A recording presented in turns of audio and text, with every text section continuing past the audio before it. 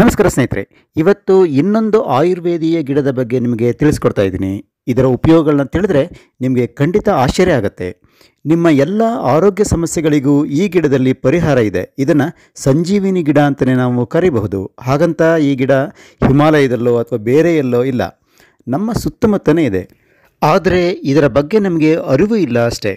ಇದರ ಮಹತ್ವ ಎಷ್ಟಿದೆ ಅಂತಂದರೆ, ಇದರ ಹೂಗಳನ್ನು, ಪುಡಿಯನ್ನು ಆನ್ಲೈನ್ನಲ್ಲಿ ಅತಿ ಹೆಚ್ಚಿನ ಬೆಲೆಯಲ್ಲಿ ಮಾರಾಟ ಮಾಡಲಾಗ್ತಿದೆ. ಆದರೆ ಈ ಹೂವಿನ ಗಿಡ ನಿಮ್ಮ ಸುತ್ತಮುತ್ತ ಹೇರಳವಾಗಿ ಬೆಳೆದಿರುತ್ತೆ. ಅಂದರೆ ನಿಮಗೆ ಇದು ಫ್ರೀಯಾಗಿ ಸಿಗತ್ತೆ. ನಮಗೆ ಈ ಹೂವಿನ ಮಹತ್ವ ತಿಳಿದಿಲ್ಲ ಅಷ್ಟೇ.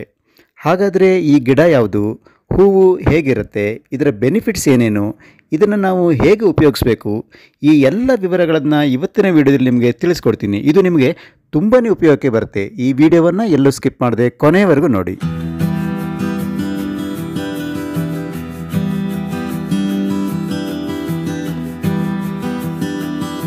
ಸ್ನೇಹಿತರೆ, ಇವತ್ತು ನಾನು ನಿಮಗೆ ತಿಳಿಸ್ತಾ ಇರೋ ಆಯುರ್ವೇದೀಯ ಗಿಡ ತಂಗಡಿ ಹೂವಿನ ಗಿಡ. ಇದನ್ನು ಬೊಬ್ಬಡೆ, ಆವರಿಕೆ ಗಿಡ, ಹೊನ್ನಾವರಿಕೆ ಗಿಡ ಅಂತ ಕೂಡ ಕರೀತಾರೆ. ಇಂಗ್ಲೀಷ್ನಲ್ಲಿ ಟ್ಯಾನರ್ಸ್ ಕ್ಯಾಶಿಯಾ, ಮೆಚೂರ್ ಟೀ ಟ್ರೀ ಅಂತ ಕರೀತಾರೆ. ವೈಜ್ಞಾನಿಕವಾಗಿ ಕ್ಯಾಶಿಯಾ ಅರಿಕ್ಯುಲೇಟಾ ಅಂತ ಕರೀತಾರೆ. ಸಂಸ್ಕೃತದಲ್ಲಿ ಆವರ್ತಕಿ, ಮಂದಾರಿ, ವಿಸಾನಿಕ, ಚರ್ಮರಂಗ ಹೀಗೆ ಬೇರೆ ಬೇರೆ ಹೆಸರುಗಳಿಂದ ಕರೀತಾರೆ. ಈ ಹೂಗಳನ್ನು ನಾವು ಸಾಮಾನ್ಯವಾಗಿ ಅಕ್ಟೋಬರ್ನಿಂದ ಮೇ ತಿಂಗಳವರೆಗೂ ನೋಡಬಹುದು. ಈ ಗಿಡದ ಉಪಯೋಗಗಳನ್ನು, ಇದನ್ನು ಹೇಗೆ ಉಪಯೋಗಿಸಬೇಕು ಅನ್ನೋದನ್ನು ತಿಳಿಸೋದಕ್ಕೂ ಮೊದಲು ಇದರ ಮಹತ್ವವನ್ನು ನಿಮಗೆ ತಿಳಿಸೋದಕ್ಕೋಸ್ಕರ ಆನ್ಲೈನ್ನಲ್ಲಿ ಇದು ಹೇಗೆ ಮಾರಾಟ ಆಗ್ತಿದೆ ಅನ್ನೋದನ್ನು ತಿಳಿಸ್ಕೊಡ್ತಾ ಇದ್ದೀನಿ. ಆನ್ಲೈನ್ನಲ್ಲಿ ನಿಮಗೆ ಇದರ ಒಣಗಿದ ಹೂಗಳು ಸಿಗ್ತವೆ, ಇದರ ಪೌಡರ್ ಸಿಗತ್ತೆ, ಇದರ ಸೋಪ್ ಸಿಗತ್ತೆ. ಅಷ್ಟೇ ಅಲ್ಲ, ಜೀವಂತ ಗಿಡ ಕೂಡ ಸಿಗತ್ತೆ. ಇವೆಲ್ಲವೂ ಅತಿ ಹೆಚ್ಚಿನ ಬೆಲೆಗೆ ಆನ್ಲೈನ್ನಲ್ಲಿ ಮಾರಾಟ ಆಗ್ತಾ ಇದೆ. ಅಂತಂದರೆ ಇದರ ಮಹತ್ವ ಎಷ್ಟಿದೆ ಅನ್ನೋದನ್ನು ನೀವೇ ಊಹೆ ಮಾಡ್ಕೊಳ್ಬಹುದು. ಆಯುರ್ವೇದದಲ್ಲಿ ಇದಕ್ಕೆ ಹೆಚ್ಚಿನ ಮಹತ್ವ ಇದೆ. ಆದ್ರಿಂದಲೇ ನಿಮಗೆ ಮೆಡಿಕಲ್ ಶಾಪ್ಗಳಲ್ಲಿ, ಆನ್ಲೈನ್ನಲ್ಲಿ ಇದರ ಪ್ರಾಡಕ್ಟ್ಗಳು ಹೆಚ್ಚಿನ ಬೆಲೆಯಲ್ಲಿ ಮಾರಾಟ ಆಗ್ತಾ ಇರೋದು.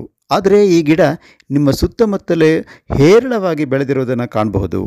ನಿಮಗೆ ಇದು ಫ್ರೀಯಾಗಿ ಸಿಗತ್ತೆ. ಇದನ್ನು ತಂದು ನೀವು ನಿಮ್ಮ ಮನೇಲಿ ಬೆಳೆಸ್ಕೊಳ್ಬಹುದು, ಅಥವಾ ಇದರ ಹೂಗಳನ್ನು, ಎಲೆಗಳನ್ನು ಕಿತ್ಕೊಂಡು ಬಂದು ಉಪಯೋಗಿಸ್ಕೊಳ್ಬಹುದು. ಈಗ ಈ ತಂಗಡಿ ಅಥವಾ ಆವರಿಕೆ ಗಿಡದ ಬೆನಿಫಿಟ್ಸ್ ಏನೇನು ನೋಡೋಣ. ನಂತರ ಇದನ್ನು ಹೇಗೆ ಉಪಯೋಗಿಸ್ಬೇಕು ಅನ್ನೋದನ್ನು ಕೂಡ ತಿಳಿಸ್ಕೊಡ್ತಾ ಇದ್ದೀನಿ. ಈ ಗಿಡದ ತೊಗಟೆ, ಹೂವು, ಎಲೆ, ಹಣ್ಣುಗಳು ಉಪಯೋಗಕ್ಕೆ ಬರ್ತವೆ. ತೊಗಟೆಯಲ್ಲಿ ರಕ್ತಸ್ರಾವವನ್ನು ನಿಲ್ಲಿಸುವ ಗುಣ ಇರುತ್ತೆ.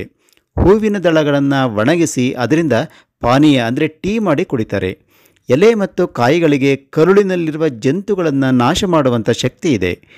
ಬೇರು ಚರ್ಮ ರೋಗದಲ್ಲಿ ಔಷಧಿಯಾಗಿ ಉಪಯೋಗಕ್ಕೆ ಬರುತ್ತೆ. ಮಲಬದ್ಧತೆಗೆ ಇದು ಉಪಯುಕ್ತ. ಕಣ್ಣಿನ ಸೋಂಕು, ಕೀಲು ಮತ್ತು ಸ್ನಾಯು ನೋವು ಅಥವಾ ಸಂಧಿವಾತ ಇವುಗಳೆಲ್ಲದರಲ್ಲೂ ಇದು ಉಪಯೋಗಕ್ಕೆ ಬರುತ್ತೆ. ಜ್ವರ, ಮಧುಮೇಹ, ಮೂತ್ರನಾಳದ ಕಾಯಿಲೆಗಳು ಮತ್ತು ಮಲಬದ್ಧತೆಯ ವಿರುದ್ಧ ಕಷಾಯಗಳಲ್ಲಿ ಇದರ ಬೇರನ್ನು ಬಳಸಲಾಗುತ್ತೆ. ಎಲೆಗಳು ವಿರೇಚಕ ಗುಣಗಳನ್ನು ಹೊಂದಿದ್ದಾವೆ. ಮಧುಮೇಹ ರೋಗಿಗಳಿಗೆ ಒಣಗಿದ ಹೂಗಳು ಮತ್ತು ಹೂವಿನ ಮೊಗ್ಗುಗಳಿಂದ ಟೀ ಮಾಡಿ ಕುಡಿಯೋದಕ್ಕೆ ಹೇಳ್ತಾರೆ. ಇದು ಮೈಬಣ್ಣವನ್ನು ಸುಧಾರಿಸುತ್ತೆ. ಇದು ಆ್ಯಂಟಿ ಬ್ಯಾಕ್ಟೀರಿಯಲ್ ಆಗಿ ಕೆಲಸಕ್ಕೆ ಬರುತ್ತೆ. ಮಹಿಳೆಯರಲ್ಲಿ ಬಂಜೆತನದ ನಿವಾರಣೆಗೆ, ಲೆಪ್ರಸಿ ಟ್ರೀಟ್ಮೆಂಟ್ನಲ್ಲಿ ಕೂಡ ಇದು ಉಪಯೋಗಕ್ಕೆ ಬರುತ್ತೆ. ಈಗ ಈ ತಂಗಡಿ ಹೂವನ್ನು ನಾವು ಮನೆಯಲ್ಲಿ ಹೇಗೆ ಉಪಯೋಗಿಸೋದು ನೋಡೋಣ ಬನ್ನಿ. ನಿಮಗೆ ಈ ತಂಗಡಿ ಹೂವಿನ ಗಿಡಗಳು ರಸ್ತೆ ಬದಿಯಲ್ಲಿ ಬೇಕಾದಷ್ಟು ಬೆಳೆದಿರುತ್ತೆ. ಇದರ ಹೂಗಳು ಸಾಮಾನ್ಯವಾಗಿ ಅಕ್ಟೋಬರ್ನಿಂದ ಮೇ ತಿಂಗಳವರೆಗೂ ಬಿಡ್ತವೆ.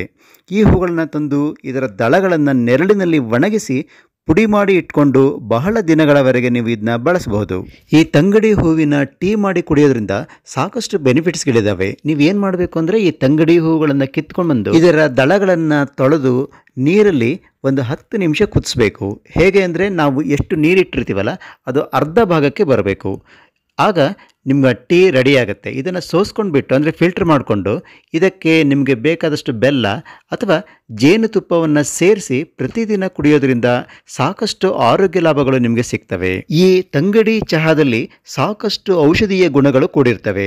ದೇಹವನ್ನು ತಂಪಾಗಿಸೋದಕ್ಕೆ, ಮಧುಮೇಹವನ್ನು ನಿಯಂತ್ರಿಸೋದಕ್ಕೆ, ವಿಷಾಹಾರ ತೊಂದರೆಗಳಿಂದ ಕಾಪಾಡೋದಕ್ಕೆ ಇದು ಅದ್ಭುತವಾದ ಪೇಯವಾಗಿದೆ. ಈ ಟೀಯನ್ನು ಕುಡಿಯೋದ್ರಿಂದ ನೀವು ಹೊಳೆಯುವ ಚರ್ಮವನ್ನು ಪಡೆಯಬಹುದು. ಬಾಯಿಯ ದುರ್ವಾಸನೆ ದೂರ ಆಗುತ್ತೆ. ನಿಮ್ಮ ಲಿವರ್ ಹೆಲ್ತ್ ಇಂಪ್ರೂವ್ ಆಗುತ್ತೆ. ಆಮೇಲೆ ಕಣ್ಣಿನ ತೊಂದರೆ ದೂರವಾಗುತ್ತೆ. ಈ ತಂಗಡಿ ಹೂವಿನ ಗಿಡದ ಚಕ್ಕೆಯನ್ನು ಅಡಿಕೆಯ ಬದಲು ಎಲೆಯೊಂದಿಗೆ ತಾಂಬೂಲದ ಜೊತೆಯಲ್ಲಿ ಜಗಿಯಲು ಈ ಹಿಂದೆ ಹಿರಿಯರು ಬಳಸ್ತಾ ಇದ್ರು. ಈಗ ಕೂಡ ಕೆಲವರು ಅಡಕೆ ಬೇಯಿಸುವ ಸಂದರ್ಭದಲ್ಲಿ ಈ ತಂಗಡಿ ಗಿಡದ ಚಕ್ಕೆಯನ್ನು ಹಾಕಿ ಬೇಯಿಸ್ತಾರೆ. ದೇಹದಲ್ಲಿ ಉಷ್ಣಾಂಶ ಹೆಚ್ಚಾಗಿ ಕೈ ಕಾಲು ಕಣ್ಣು ಉರಿಯೋದಕ್ಕೆ ಪ್ರಾರಂಭ ಆದಾಗ ಬೇಯಿಸಿದ ಹರಳೆಣ್ಣೆಯನ್ನು ತಲೆಗೆ ಹಚ್ಚಿ ತಂಗಡಿ ಸೊಪ್ಪನ್ನು ತಲೆಗೆ ಕಟ್ಟಿಕೊಂಡ್ರೆ ಸಾಕು, ದೇಹದ ಉಷ್ಣಾಂಶ ಹತೋಟಿಗೆ ಬರುತ್ತೆ. ಇದನ್ನು ಗ್ರಾಮೀಣ ಭಾಗದಲ್ಲಿ ಇಂದಿಗೂ ಕೆಲವರು ರೂಢಿಸಿಕೊಂಡು ಬಂದಿದ್ದಾರೆ. ಇನ್ನು ಈ ತಂಗಡಿ ಹೂವಿನ ಪೌಡರನ್ನು ಪ್ರತಿದಿನ ನೀರಿನೊಂದಿಗೆ ಖಾಲಿ ಹೊಟ್ಟೆಯಲ್ಲಿ ಸೇವಿಸ್ತಾ ಬಂದರೆ ಡಯಾಬಿಟಿಸನ್ನು ಕಂಟ್ರೋಲಲ್ಲಿ ಇಟ್ಕೊಳ್ಬಹುದು. ಇನ್ನೊಂದು ವಿಧಾನದಲ್ಲಿ ಈ ಒಣಗಿದ ತಂಗಡಿ ಹೂಗಳನ್ನು ತಗೊಳ್ಬೇಕು. 100 ಗ್ರಾಮ್ನಷ್ಟು ಒಣಗಿದ ತಂಗಡಿ ಹೂವಿನ ಜೊತೆಗೆ 100 ಗ್ರಾಮ್ ನೇರಳೆ ಹಣ್ಣಿನ ಒಣಗಿದ ಬೀಜಗಳನ್ನ ತಗೊಳ್ಬೇಕು. ಆಮೇಲೆ 100 ಗ್ರಾಮ್ ದಾಳಿಂಬೆ ಹಣ್ಣಿನ ಸಿಪ್ಪೆಯನ್ನು ತಗೊಳ್ಬೇಕು. ಇವುಗಳನ್ನು ನೈಸಾಗಿ ಪುಡಿ ಮಾಡಿ ಇಟ್ಕೊಳ್ಬೇಕು. ಪ್ರತಿದಿನ ಬೆಳಗ್ಗೆ ಖಾಲಿ ಹೊಟ್ಟೆಯಲ್ಲಿ 1 ಚಮಚ ಈ ಪುಡಿಯನ್ನು ನೀರಿನ ಜೊತೆ ಸೇವಿಸಬೇಕು. ಹೀಗೆ ಮಾಡೋದ್ರಿಂದ ಕೂಡ ಡಯಾಬಿಟಿಸನ್ನು ಕಂಟ್ರೋಲಲ್ಲಿ ಇಟ್ಕೊಳ್ಬಹುದು. ಈ ನೇರಳೆ ಹಣ್ಣಿನ ಬೀಜದ ಪುಡಿ, ದಾಳಿಂಬೆ ಹಣ್ಣಿನ ಸಿಪ್ಪೆಯ ಪುಡಿ, ಆಮೇಲೆ ತಂಗಡಿ ಹೂವಿನ ಪೌಡರ್ ಇವೆಲ್ಲ ನಿಮಗೆ ಆನ್ಲೈನಲ್ಲಿ ಈಗ ಸಿಗುತ್ತೆ. ಇವನ್ನು ತಂದುಬಿಟ್ಟು ಬೇಕಾದ್ರೆ ನೀವು ಇವೆಲ್ಲವನ್ನು ಅರ್ಧರ್ಧ ಚಮಚ ಸೇರಿಸಿ ನೀರಿನ ಜೊತೆಗೆ ಕುಡಿಬಹುದು. ಈ ತಂಗಡಿ ಹೂವು ಹೃದಯದ ಆರೋಗ್ಯಕ್ಕೆ ಕೂಡ ತುಂಬಾ ಒಳ್ಳೆಯದು. ಇದಕ್ಕಾಗಿ ಏನು ಮಾಡಬೇಕು ಅಂತಂದರೆ ಒಣಗಿಸಿರುವಂತಹ ಬಿಲ್ವ ಪತ್ರೆಯನ್ನು ತಗೊಳ್ಬೇಕು. ಇದಕ್ಕೆ ಒಣಗಿಸಿದಂತಹ ತಂಗಡಿ ಹೂವುಗಳನ್ನು ಸೇರಿಸ್ಬಿಟ್ಟು ಪೌಡರ್ ಮಾಡಿ ಇಟ್ಕೊಳ್ಬೇಕು. ಪ್ರತಿದಿನ ಬೆಳಗ್ಗೆ ಇದನ್ನು ಕುಡಿಯೋದ್ರಿಂದ ಹೃದಯದ ಆರೋಗ್ಯಕ್ಕೆ ತುಂಬಾ ಒಳ್ಳೆಯದು. ಈ ಬಿಲ್ವ ಪತ್ರೆಯ ಪುಡಿ ಕೂಡ ನಿಮಗೆ ಆನ್ಲೈನ್ನಲ್ಲಿ ಸಿಗುತ್ತೆ, ಇದನ್ನು ಉಪಯೋಗಿಸ್ಕೊಳ್ಬಹುದು. ಈ ತಂಗಡಿ ಹೂವು ಕಿಡ್ನಿ ಆರೋಗ್ಯಕ್ಕೂ ಕೂಡ ತುಂಬಾ ಒಳ್ಳೆಯದು. ಇದಕ್ಕಾಗಿ ಏನು ಮಾಡಬೇಕು ಅಂತಂದರೆ ಒಣಗಿದ ಗರಿಕೆಯನ್ನು ತಗೊಳ್ಬೇಕು. ಅಂದರೆ ಗರಿಕೆಯನ್ನು ತಂದು ಒಣಗಿಸಿ ಇಟ್ಕೊಳ್ಬೇಕು. ಇದನ್ನು ಸುಮಾರು 100 ಗ್ರಾಮ್ನಷ್ಟು ತಗೊಳ್ಳಿ. ಇದಕ್ಕೆ 100 ಗ್ರಾಮ್ನಷ್ಟು ಒಣಗಿರುವಂಥ ತಂಗಡಿ ಹೂಗಳನ್ನು ಸೇರಿಸಿ ಪುಡಿ ಮಾಡಿ ಇಟ್ಕೊಳ್ಬೇಕು. ಪ್ರತಿದಿನ ಬೆಳಗ್ಗೆ ಖಾಲಿ ಹೊಟ್ಟೆಯಲ್ಲಿ 1 ಚಮಚ ಈ ಪೌಡರನ್ನು ನೀರಿನ ಜೊತೆ ಸೇರಿಸಿ ಕುಡಿಬೇಕು. ಈ ತಂಗಡಿ ಹೂವು ಸುಟ್ಟ ಗಾಯಕ್ಕೆ ತುಂಬಾ ಒಳ್ಳೆಯದು. ತಂಗಡಿ ಹೂಗಳನ್ನು ಹಂಚಿನ ಮೇಲೆ ಹಾಕಿ ಹುರಿದುಕೊಳ್ಬೇಕು. ಹೂವು ಕಪ್ಪಾದ ನಂತರ ಇದಕ್ಕೆ ಸ್ವಲ್ಪ ಕೊಬ್ಬರಿ ಎಣ್ಣೆಯನ್ನು ಸೇರಿಸಿ ಕಲಸಬೇಕು. ಇದನ್ನು ಸುಟ್ಟ ಗಾಯಕ್ಕೆ ಹಚ್ಚೋದ್ರಿಂದ ಸುಟ್ಟ ಗಾಯ ಬೇಗನೆ ಕಡಿಮೆ ಆಗುತ್ತೆ. ಇನ್ನು ಈ ತಂಗಡಿ ಹೂವು ಚರ್ಮದ ಆರೋಗ್ಯಕ್ಕೆ ತುಂಬಾ ಒಳ್ಳೆಯದು. ಮುಖದಲ್ಲಿ ಆಗಿರುವಂತಹ ಬಂಗು, ಕಪ್ಪು ಕಲೆಗಳಿಗೆ, ಅನ್ಈವನ್ ಸ್ಕಿನ್, ಪಿಂಪಲ್ಸ್ ಇವುಗಳಿಗೆಲ್ಲ ಇದು ಒಳ್ಳೆಯ ರೆಮಿಡಿಯಾಗಿ ಕೆಲಸ ಮಾಡುತ್ತೆ. ಮೊಡವೆ ಕಲೆಗಳು ಇದರಿಂದ ಬೇಗನೆ ಕಡಿಮೆ ಆಗ್ತವೆ. ಇದಕ್ಕಾಗಿ ಏನು ಮಾಡಬೇಕು ಅಂತಂದರೆ 2 ಸ್ಪೂನ್ ತಂಗಡಿ ಹೂವಿನ ಪೌಡರನ್ನು ತಗೊಳ್ಬೇಕು. ಇದಕ್ಕೆ 2 ಸ್ಪೂನ್ ಮೊಸರನ್ನು ಸೇರಿಸಬೇಕು. ನಂತರ ಒಂದು ಅರ್ಧ ಸ್ಪೂನಷ್ಟು ಲಿಂಬೆ ಹಣ್ಣಿನ ರಸವನ್ನು ಸೇರಿಸಿ ಚೆನ್ನಾಗಿ ಮಿಕ್ಸ್ ಮಾಡಬೇಕು. ಹೀಗೆ ತಯಾರಾದಂತಹ ಪೇಸ್ಟನ್ನು ಅಫೆಕ್ಟೆಡ್ ಏರಿಯಾ ಎಲ್ಲಿರುತ್ತೆ ಅಲ್ಲಿ ಅಪ್ಲೈ ಮಾಡಬೇಕು. ಇದರಿಂದ ಬಂಗು, ಎಲ್ಲ ಕಪ್ಪು ಕಲೆಗಳು, ಕಪ್ಪು ಚುಕ್ಕೆಗಳು ಬಹಳ ಬೇಗನೆ ಮಾಯ ಆಗ್ತವೆ.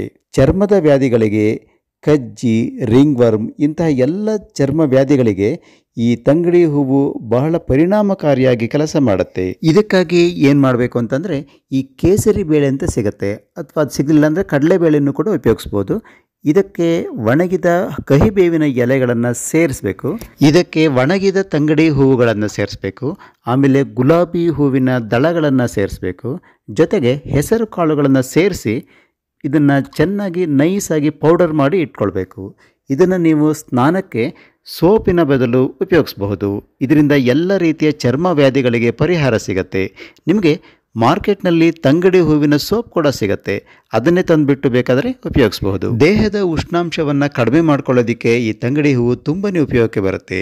ಕಣ್ಣು ಕೆಂಪಾಗೋದು, ಉರಿ ಮೂತ್ರ, ಬಾಯಲ್ಲಿ ಗುಳ್ಳೆ, ಕೈಕಾಲು ಉರಿಯೋದು ಇಂತಹ ಎಲ್ಲ ಸಮಸ್ಯೆಗಳಿಗಾಗಿ ತಂಗಡಿ ಗಿಡದ ಎಲೆಗಳನ್ನು ತಂದು ಸಾಂಬಾರು, ತೊವ್ವೆ, ಚಟ್ನಿ ಮಾಡ್ತಾರೆ. ಇದನ್ನು ಸೇವನೆ ಮಾಡೋದ್ರಿಂದ ಬಾಡಿ ಕೂಲ್ ಆಗುತ್ತೆ. ತಂಗಡಿ ಹೂವಿನ ಪುಡಿಗೆ ಮೊಸರನ್ನ ಸೇರಿಸಿ ಶಾಂಪೂ ರೀತಿಯಲ್ಲಿ ಉಪಯೋಗಿಸ್ತಾರೆ. ಹೀಗೆ ಮಾಡೋದ್ರಿಂದ ಕೂದಲ ಆರೈಕೆಗೆ ತುಂಬಾ ಒಳ್ಳೆಯದು. ಡ್ಯಾಂಡ್ರಫ್ ಕೂಡ ಕಡಿಮೆಯಾಗುತ್ತೆ. ನೋಡಿದ್ರಲ್ಲ ಸ್ನೇಹಿತರೆ, ಈ ತಂಗಡಿ ಅಥವಾ ಆವರಿಕೆ ಹೂವಿನ ಗಿಡದ ಉಪಯೋಗಗಳು ಎಷ್ಟಿದ್ದಾವೆ ಅಂಥೇಳಿ. ಇದನ್ನು ನೀವು ನಿಗದಿತ ಪ್ರಮಾಣದಲ್ಲಿ ಮಾತ್ರ ಸೇವಿಸೋದು ಒಳ್ಳೆಯದು, ಹೆಚ್ಚಿನ ಪ್ರಮಾಣದಲ್ಲಿ ಸೇವಿಸೋದು ಒಳ್ಳೆಯದಲ್ಲ. ಇದನ್ನು ಆಯುರ್ವೇದ ಡಾಕ್ಟರ್ ಸಲಹೆ ಮೇರೆಗೆ ನೀವು ಸೇವಿಸೋದು ಬಹಳನೇ ಒಳ್ಳೆಯದು.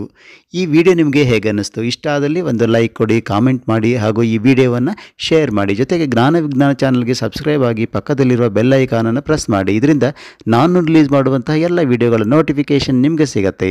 ಹೊಸದೊಂದು ವಿಡಿಯೋದೊಂದಿಗೆ ಮತ್ತೆ ಸಿಗ್ತೀನಿ. ಅಲ್ಲಿವರೆಗೂ ಬೈ ಬಾಯ್.